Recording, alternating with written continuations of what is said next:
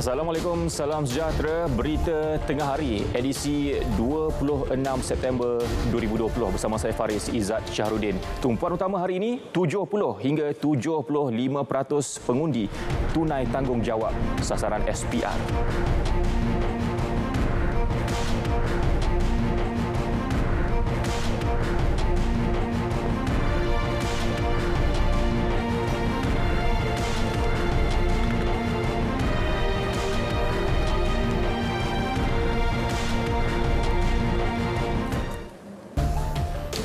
Moratorium lanjutan dan bantuan bank bersasar merupakan kaedah terbaik buat rakyat yang terjejas akibat pandemik COVID-19. Lanjutan moratorium itu berupaya menyelamatkan ekonomi mereka yang terjejas dan hilang sumber pendapatan. Menurut pensyarah kanan Fakulti Perniagaan dan Pengurusan Jabatan Keuangan dan Perbankan Universiti Sultan Zainal Abidin, Dr. Hashim Jussoh, mereka yang layak harus mengambil peluang untuk membuat permohonan lanjutan moratorium yang akan berakhir Rabu depan. Kaedah tersebut sekaligus membantu menangani masalah ekonomi individu yang terlibat bagi jangka masa pendek. Bagaimanapun, kaedah ini turut memberi kesan jangka masa panjang. Bila kita bercakap pasal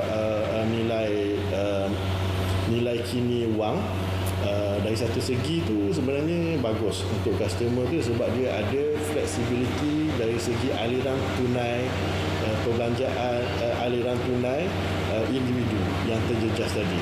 Tapi untuk jangka masa panjang sebenarnya bila kita kira opportunity loss atau yang ditanggung oleh bank, nanti bagi jangka masa panjang tu terpaksa ditanggung oleh pelanggan. So dia akan melibatkan penambahan dari segi bayaran sebenar pelanggan kepada bank. Bagi individu terlibat, pelanjutan moratorium ini membantu meringankan beban mereka dalam tempoh itu. Saya rasa dia yang terbaik dan bagus untuk seluruh rakyat Malaysia kerana dia boleh membantu saya dalam merelasikan ataupun untuk menstabilkan keuangan saya lah. Dan saya amat berterima kasihlah pada pihak kerajaan kerana sudi membantu bagi kami ni yang pendapatan rendah dan gaji yang mencukupi untuk diri sendirilah. Alhamdulillah. Terima kasih kepada Perdana Menteri kerana telah memberi moratorium kepada saya selama 6 bulan dan dengan moratorium saya telah memanfaatkan sepenuhnya dan selanjutnya saya tidak menerima dan bagi peluang kepada yang sepatutnya. Tapi bagi saya lah moratorium fasa kedua ni sangat penting. Sebabnya kebanyakan musim pandemik ni kebanyakan tak ada pendapatan yang tetap semua tu. Jadi bagi saya memang sangat pentinglah saya rasa moratorium ni kepada yang tidak berpendapatan, maknanya dia orang boleh lah lagi guna pendapatan tu untuk sumber-sumber lain lah dulu. Langkah untuk melanjutkan moratorium ni amat-amat digalakkan lah. Dan sekiranya dilanjutkan mungkin boleh membantu sedikit sebanyak bagi golongan-golongan yang disasarkan, yang terjejas pendapatan dikala negara kita sekarang sedang menghadapi wabak COVID-19. Waris nelayan yang lemas berdekatan JT Pengkalan Segantang Garam Merbuk Kedah menerima faedah Pertubuhan Keselamatan Sosial Perkeso. Faedah itu adalah kes pertama melibatkan nelayan yang meninggal dunia akibat bencana pekerjaan sendiri. Ketua Eksekutif Perkeso, Datuk Seri Dr. Muhammad Azman Datuk Aziz Muhammad berkata, kes itu yang pertama sejak memorandum persefahaman ditandatangani antara Perkeso dengan Lembaga Kemajuan Ikan Malaysia LKIM pada 9 Ogos lalu. Allahyarham Zulkifli Muhammad, 52 tahun, mencarum dengan skim Keselamatan Sosial Pekerjaan Sendiri SKSPS di bawah Akta Keselamatan Sosial Pekerjaan Sendiri 2017 ketika menjadi nelayan. Allahyarham juga pernah bekerja sebagai pemandu lori. Anak sulung Allahyarham Muhammad Haris menerima faedah pengurusan mayat. Manakala dua orang anaknya, Muhammad Daniel Ikmal Zulkifli 18 tahun dan Nur Diana Basirah Zulkifli 15 tahun layak menerima faedah orang tanggungan dan faedah pencen penakat. Datuk Seri Dr. Muhammad Azman berkata demikian selepas menyerahkan faedah tersebut di rumah penerima di Kampung Kuala Segantang Garam. Tak kira di rumah ataupun di tempat kerja, bila perlu cergas dan cerdas, kekal sedia untuk bangkit semula dengan Red Bull.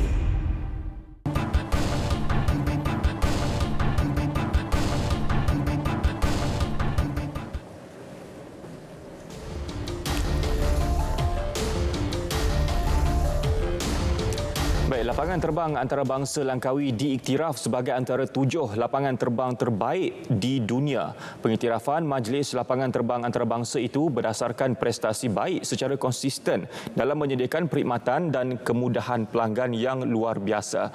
Melalui satu kenyataan, Ketua Pegawai Eksekutif Kumpulan Malaysia Airports, Datuk Syukri Saleh menyatakan pencapaian ini mendorong pihak lapangan terbang dan rakan kongsi terus memberikan perkhidmatan terbaik kepada pelanggan. Maklum balas penumpang diperoleh melalui kajian kualiti perkhidmatan lapangan terbang yang dilakukan setiap tahun. Datuk Syukri juga berharap ini akan meningkatkan kembali kepercayaan orang ramai terhadap pengangkutan udara khususnya dalam tempoh mencabar ini. Pihaknya akan terus mengambil langkah keselamatan di lapangan terbang tersebut demi keselamatan para penumpang.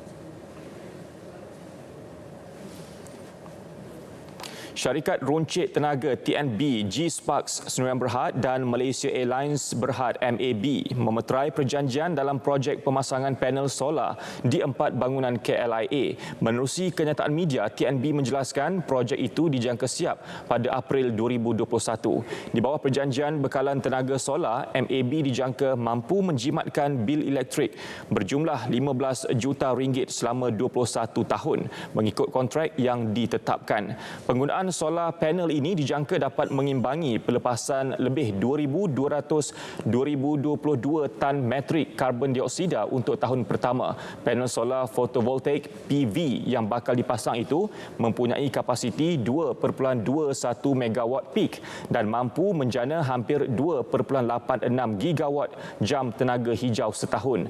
Ini merupakan antara usaha kedua-dua syarikat dalam menangani perubahan iklim khususnya dalam pengurangan pelepasan karbon.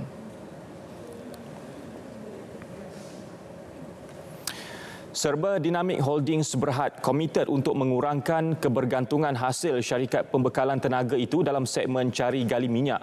Pengurangan sehingga 75% dalam sektor itu akan memberikan hasil kira-kira hanya 45% bagi keseluruhan keuntungan syarikat itu untuk 2 tahun lagi.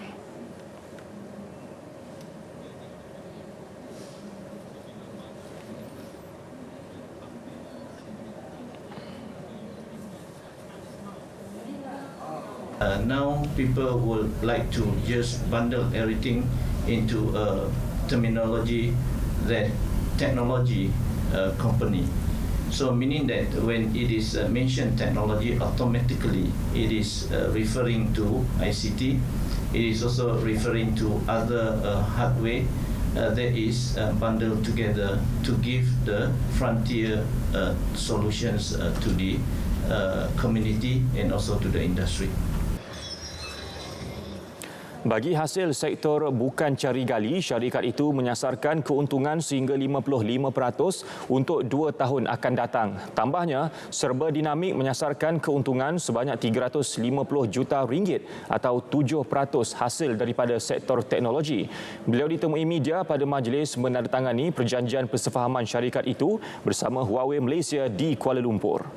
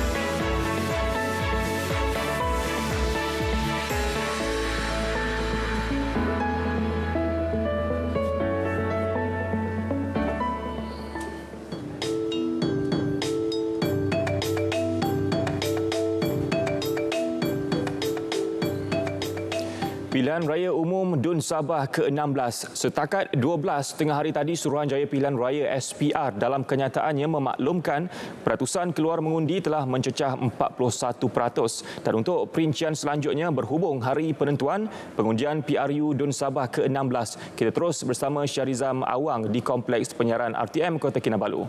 Baik, Ijam, teruskan. Terima kasih Faris Izzat. Assalamualaikum dan salam sejahtera.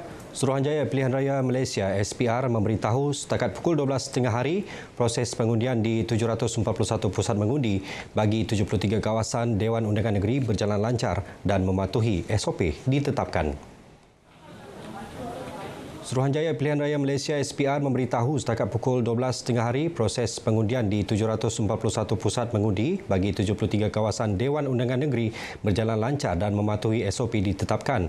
Pengurusi SPR Datuk Abdul Ghani Saleh ketika ditemui media di salah satu pusat mengundi bagi DUN N22 Tanjung Aru menyatakan hasil pemantauan dan lawatan ke pusat-pusat pengundian tersebut tidak berlaku sebarang masalah berkaitan pengundian dan peratusan keluar mengundi secara purata 10% setiap jam.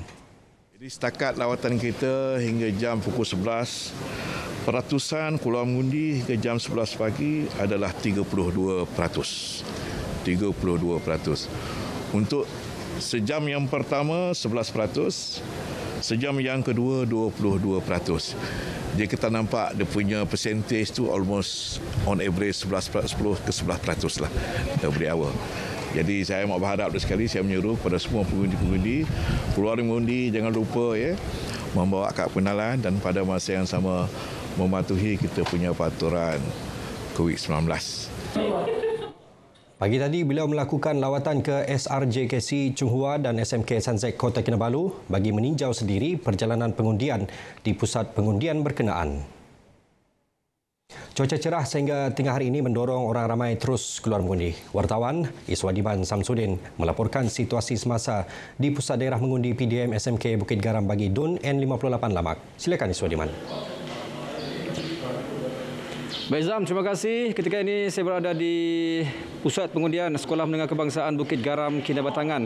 Dan walaupun keadaan lengang ketika ini, sebenarnya sejak mula dibuka seawal pukul 8 pagi tadi, Pusat Pengundian di SMK Bukit Garam ini telah pun dipenuhi oleh pemilih-pemilih yang hadir menunaikan tanggungjawab mereka sebagai pemilih, khususnya pengundi dari saluran 1 dan juga saluran 2 di Kinabatangan ini. Dan seperti yang beberapa kali saya laporkan menerusi laporan saya, di DUN Lamak ini terdapat 8,159 jumlah pemilih yang diwartakan sehingga 29 Julai 2020.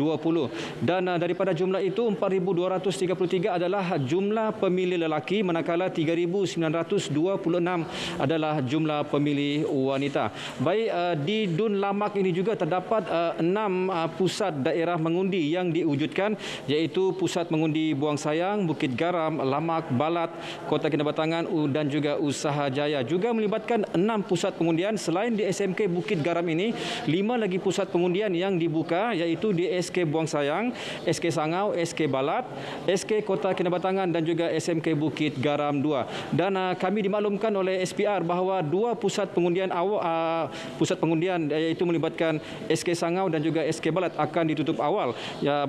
Yang mana SK Balat akan ditutup pada pukul 1.30 tengah hari dan SK Sangau akan ditutup pada pukul 2 petang nanti. Dan juga untuk makluman, calon BN ataupun pengerusi Barisan Nasional Sabah, iaitu Datuk Seri Bung Mokhtar Radin, telah pun menunaikan tanggungjawabnya sebagai pemilih di pusat pengundian di SMK Bukit Garam ini. Beliau tiba seawal pukul 11.07 pagi tadi dan juga telah pun menunaikan tanggungjawabnya sebagai pemilih pada pukul 11.16 pagi. Dan saya dimaklumkan calon warisan PLAS Ismail Haji Ayub telah pun menunaikan tanggungjawab pada pukul 10 pagi tadi di SK Kota Kinabatangan. Jadi itulah yang dapat saya laporkan dari SMK Bukit Garam. Kita kembali ke studio. Terima kasih Swadiman. Baik, seterusnya kita bersama Godfrey Lee untuk perkembangan proses pengundian bagi DUN N42 Melalap di SMK Melalap. Silakan Godfrey. Baik, terima kasih. Sekarang ini saya berada di SK Melalap yang mana merupakan salah satu pusat daerah mengundi bagi DUN N42 Melalap. Dan untuk pengundian pada kali ini, pusat pengundian telah pun dibuka pada pukul 7.30 pagi tadi dan akan ditutup pada pukul 5 petang nanti. Dan untuk SK Melalap di sini, PDM SK Melalap yang mana seramai 2,173 pengundi yang layak mengundi untuk menunaikan tanggungjawab mereka untuk hari ini, yang mana dibuka sebanyak 5 saluran untuk pengundian di SK Melalap. Dan apa yang dapat saya kongsikan lagi untuk tengah hari ini, yang mana para pengundi yang hadir bagi menunaikan tanggungjawab mereka akan diperiksa suhu badan terlebih dahulu, kemudian baru dibenarkan untuk masuk ke dalam pusat pengundian. Dan untuk calon Perikatan Nasional Barisan Nasional, itu Jamawi Jafar, telah pun hadir pada pukul 10.17 pagi tadi dan telah pun menunaikan tanggungjawab beliau sebagai pengundi untuk DUN N42 Melalap. Dan ingin saya kongsikannya juga sedikit info mengenai dengan Melalap untuk tengah hari ini, yang mana seramai 13,993 pengundi yang layak mengundi akan menunaikan tanggungjawab mereka. Dan untuk itu juga 143 pengundi awal iaitu anggota polis telah pun menunaikan tanggungjawab mereka pada 22 September yang lalu. Dan untuk pecahan pula, seramai 7,086 adalah pengundi lelaki dan 6,907 adalah pengundi wanita. Dan untuk DUN 42 Melalap ini, yang mana pertemuan 6 penjuru yang melibatkan Perikatan Nasional, Barisan Nasional, Parti Cinta Sabah, Warisan Plus, PBS dan juga daripada Parti USNO dan juga LDP, yang mana penyandang terdahulu daripada Parti Warisan iaitu Datuk Peter Anthony. Itu dapat saya bawakan kepada anda semua secara langsung dari SK Melalap untuk berita RTM. Tadi itu di Tamparuli, pengundi tiba seawal 7.30 pagi untuk mengelak kesesakan trafik. Kepadatan jumlah pengundi di pusat mengundi selain melancarkan urusan pengundian. Prosedur operasi standard SOP ketika pandemik COVID-19 turut dipatuhi dengan penyelidikan pasukan petugas SPR untuk melancarkan lagi proses pengundian. Keadaan di pusat-pusat pengundian juga lancar dengan pemantauan polis Diraja Malaysia dan Rela.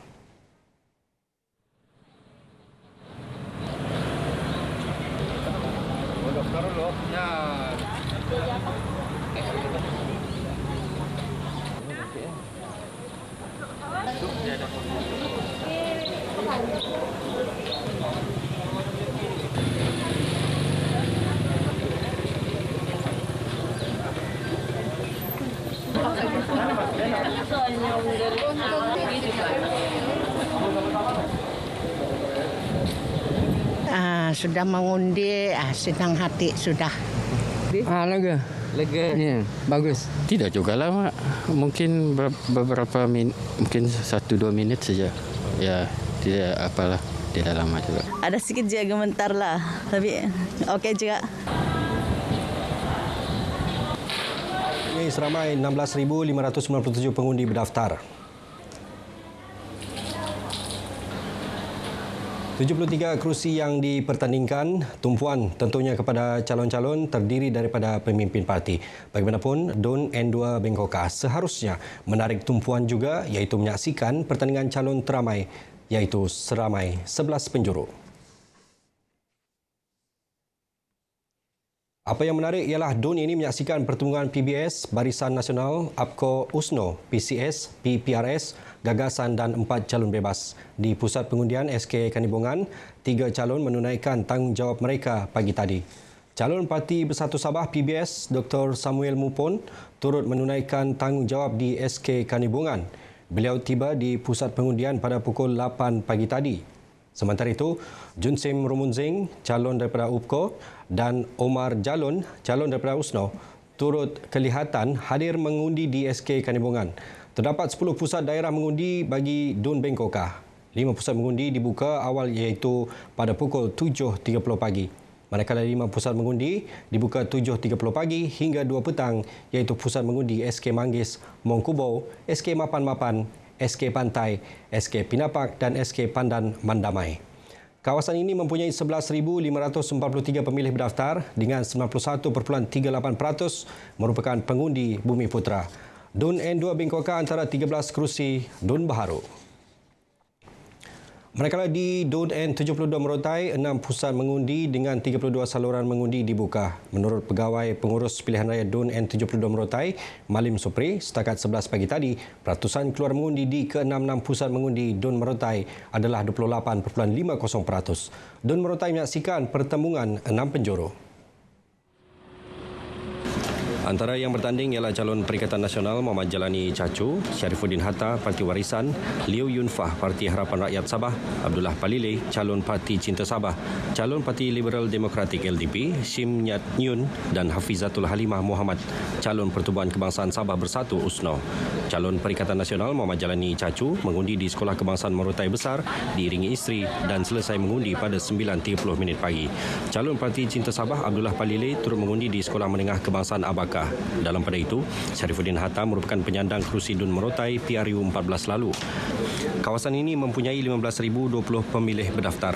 Menurut Pegawai Pengurus Pilihan Raya DUN N72 Merotai, Malim Supri, peti undi akan dibawa ke pusat penjumlahan rasmi undi di Dewan Tun Ahmad Shah Kolej Vokasional Tawau. Sementara itu, calon Barisan Nasional N70 Kukusan, Cahaya Sulaiman, turut menunaikan tanggungjawab di Sekolah Menengah Kebangsaan Merotai Besar. Di DUN N14 Tamparuli pula, calon Parti Bersatu Sabah PBS Datuk Jahid Jahim tiba di pusat pengundian pada pukul 10.40 pagi. Beliau yang juga Setiausaha Agung PBS tiba bersama isteri Datin Malianah Ugau tiba di pusat daerah mengundi Mengkaladoi di Sekolah Jenis Kebangsaan Cina Chonghua di Pekan Tamparuli. PBS adalah sebahagian dari Gabungan Rakyat Sabah GRS. Untuk DUN N27 Limbahau pula, pertembungan di sini menyaksikan 8 calon beradu nasib. Antaranya calon Parti Bersatu Sabah PBS, Parti Warisan, LDP, PCS, USNO, Gagasan dan Bebas. Calon PN dari PBS, Datuk Johnny Mositon, mengundi di SMK St. Mary. Calon Parti Warisan, Datuk Joel Nuantin, turut mengundi di SK Limputong. DUN Limbahau mempunyai 12,739 pemilih berdaftar dengan pecahan kaum majoriti Kadazan Dusun dan selebihnya Bajau dan Brunei serta Cina. Sementara itu, calon DUN Kawang, Datuk Gulam Khan Bahadar, turut mengundi di SMK Pengalat seawal 8 pagi. Calon DUN Pantai Manis dari Parti Warisan, Datuk Yahya Awang Kahar, mengundi di SK Benuni Papar.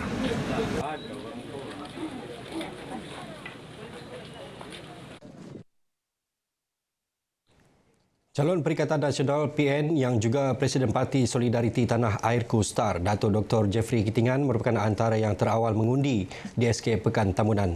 DUN N39 Tamunan yang mempunyai seramai 16,494 pengundi menyaksikan pertandingan 6 penjuru.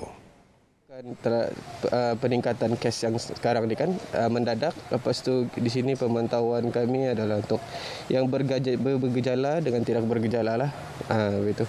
Lepas tu kami mengharapkan yang pihak KKM orang ramai yang datang ke PRN ini mengamalkan norma-norma baru lah dengan memakai mask. Lepas tu penjarakan yang paling penting lah. PRU DUN Sabah ke-16 ini yang dilaksanakan dengan mengikut garis panduan pencegahan COVID-19 menjadi pengalaman pertama buat beberapa petugas kesihatan daerah Beaufort yang menjalankan tugas di kemah bergejala di Pusat Pengundian Sekolah Kebangsaan Kampung Brunei Membakut. Lancar dengan pengundi yang disaring bergejala perlu ke kemah khas untuk mengundi.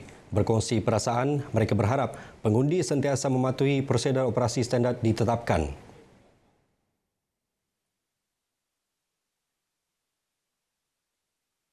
Boleh agak mencabar juga disebabkan peningkatan kes yang sekarang ni kan mendadak. Lepas tu di sini pemantauan kami adalah untuk yang bergejala dengan tidak bergejala lah. Begitu. Lepas tu kami mengharapkan yang pihak KKM orang ramai yang datang ke PRN ini mengamalkan norma-norma baru lah dengan memakai mask. Lepas tu penjarakan yang paling penting lah. Terharulah sebab selama kami bertugas ini adalah pertama kali kami bertugas untuk kemah yang bergejala. Sebab selama berkempen dan pilihan raya tidak ada pernah berlaku seperti inilah. Ini kira dalam sejarah lah. Dan kami mohon kepada orang awam patuhilah SOP. bersama-sama dengan kami untuk menjaga mengurangkan gejala wabak ini. Baru pertama kali bertugas untuk KKM punya, jadi saya harap orang awam sentiasa menjaga SOP yang disediakan dan berhati-hatilah sentiasa. Okay. Pagi ini keadaan terkawal lah. Baik, sekian lintas langsung dari Sabah untuk tengah hari ini. Kepada semua pengundi di Sabah, anda masih mempunyai masa untuk menunaikan. Tunaikanlah tanggungjawab anda sebagai pemilih. #Baundi 2020.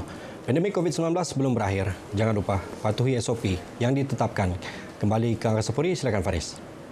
Baik, terima kasih Jam atas perkembangan langsung dari Sabah itu tadi. Dan ini berita yang baru saja kami terima. Bekas penyampai berita dan pengacara veteran RTM, Wan Cik Daud meninggal dunia pada pukul 11 pagi tadi di kediamannya di Lembah Keramat, Ibu Negara. Allahyarham berusia 80 tahun. Berita itu disahkan Presiden Persatuan Veteran RTM, PVRTM, Zohara Ghani Batusha. Allahyarham Wan Cik dilaporkan menghidap kanser payudara, kencing manis dan darah tinggi. Beliau ialah pasangan penyampai berita televisyen pertama dalam sejarah penyiaran negara bersama Kamarudin Ahmad. Isteri kepada pelakon Allahyarham M. Rajoli itu bukan hanya terkenal sebagai penyiar, malah turut diingati ramai kerana membintangi filem-filem arahan Tan Sri P. Ramlee di Studio Merdeka iaitu Doremi dan Nasib Doremi.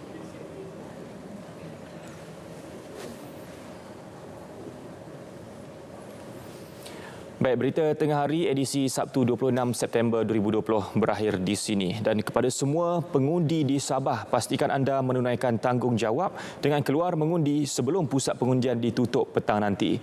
Pada masa sama, patuhi SOP pencegahan COVID-19.